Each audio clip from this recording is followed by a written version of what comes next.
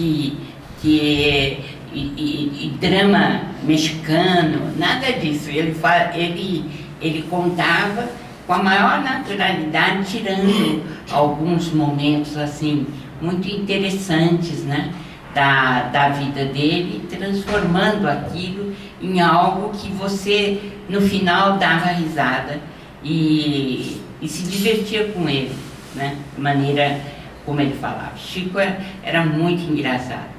Eu conto no livro algo assim que fala um pouco da personalidade dele, né? Ele estava nos Estados Unidos e ele foi buscar na lavanderia a roupa que ele mandou lavar, né? E ele começou a perceber que a mulher que estava recebendo lá, né, que precisava falar, que ele não ia entender, porque ela falava depressa demais, e todos norte-americanos, claro, né, tal, entendia tudo e tal, e ele sabia que ele não ia entender nada que ela falasse para ele. Aí chegou um momento e aí ela brava, nervosa, né? Porque ele não respondia nada. Aí, num determinado momento, ela disse, perguntou qualquer coisa assim, como, vai responder, não vai responder, isso, aquilo outro. Aí ele disse assim, I'm sorry, I'm deaf.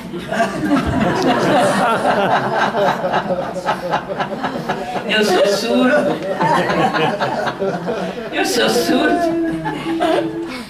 Aí disse que, e ele falando para nós, aí eu percebi que ela estava falando assim com ela, e eu tenho que ter paciência com ele, porque ele é surdo.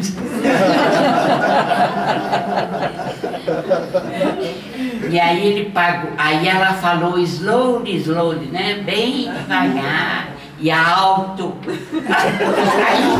Aí ele foi lá e pagou e tal, e ela, muito bem e tal, e ele foi embora.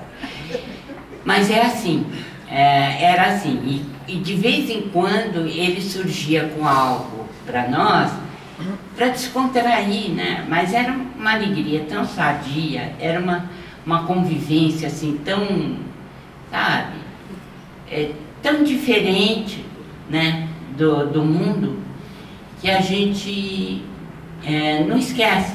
E ele tinha uma característica, tudo que ele falava para nós não saía da cabeça, até o diálogo completo ficava. Eu nunca tinha visto isso na minha vida. Alguém que fale com você e que parece que passou um pirógrafo e que escreveu no teu cérebro e você não esquece. É uma coisa impressionante. Quando o pessoal duvidava daquilo que o Geraldinho falava, no Não Será em 2012, que ele praticamente dava os diálogos inteiros com o Chico, isso era comum. Quem conviveu com ele sabe que não esquece, não tem condições de esquecer. Então você vê na resposta do Geraldinho no Não Será em 2012, a resposta que o Chico dava, você vê nitidamente ali a ideia de que você ainda está conversando com ele naquele lugar e ele está dizendo exatamente o que você está falando. É uma coisa assim que não dá para explicar, né? Uma vez ele resolveu contar uma piada, depois que nós saímos da comunhão, era umas 4, 5 horas da manhã, nem lembro mais, que era 3h30, 4 horas, assim que a gente ia embora. Eu ficava até o final, porque eu achava terrível que ele ficasse e a gente não.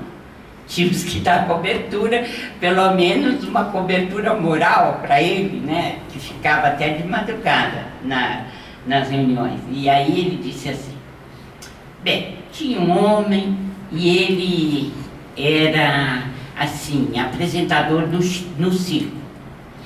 E ele, então, era um adestrador. Ele tinha coelhos, ele tinha marrecos, ele tinha galinhas, e foi citando os vários que o homem adestrava. E esse homem, então, ficou desempregado e mandou para o circo, né, para vários circos, oferecendo o seu elenco e os números que ele fazia. E aí mandou pedindo emprego. Meses depois, chega uma oferta de trabalho. Um dos circos queria que ele fosse lá para apresentar o adestramento dos animais. Aí ele responde: sinto muito, comi todo o elenco. Eram as piadas dele, era incrível, né? E assim, mas de um humor, de um bem-estar, né? Fraternidade, né?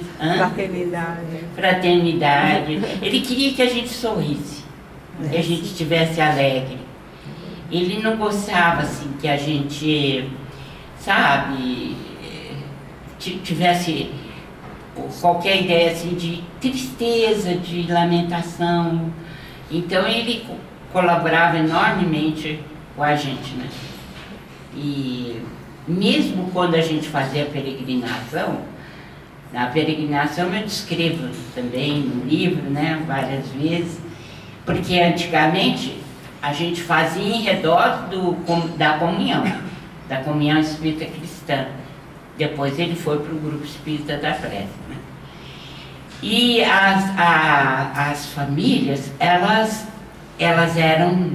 ficavam ali em volta mesmo do grupo espírita, né? E então a peregrinação era em torno da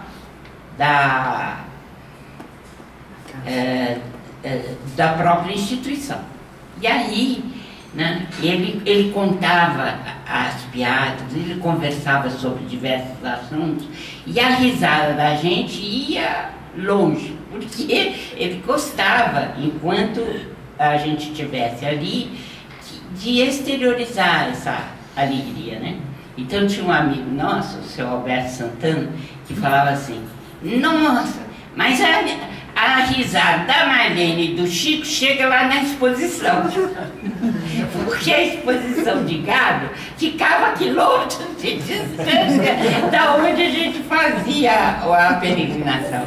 Mas eram momentos, assim como eu disse, nesgas do céu na terra, que nunca mais voltam dessa maneira como foram vividos, né? Outros momentos virão, mas foram muito gratificantes, é claro, né? São lembranças que a gente não esquece, né?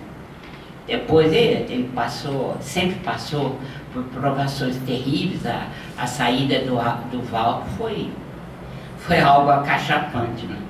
Porque o Valdo foi buscá-lo e Pedro Leopoldo tinha se comprometido com o mundo espiritual e depois não aguenta nem 10 anos no serviço e já vai embora, né? E no livro eu senti vontade de, uma certa forma, responder ao Valdo. Não diretamente, porque não tem necessidade disso, mas como ele saiu e foi desrespeitoso com o Chico, eu achei por bem, inclusive, contar a verdade, as coisas como se passaram.